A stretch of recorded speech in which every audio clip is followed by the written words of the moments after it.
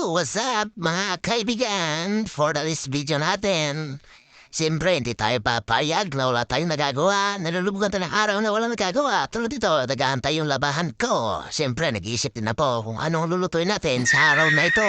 Diba? A few minutes later. So ito na nga, naglaga tayo ng talong na mahaba at bilog. Ngayon, diskitay na naman natin itong talbos na ating napulot dyan sa tabi-tabi. Siyempre, linisin muna natin yan at lagyan ng iwalay natin yung kanyang talbos. Ayan na, so ayan na. Ayan na, malori.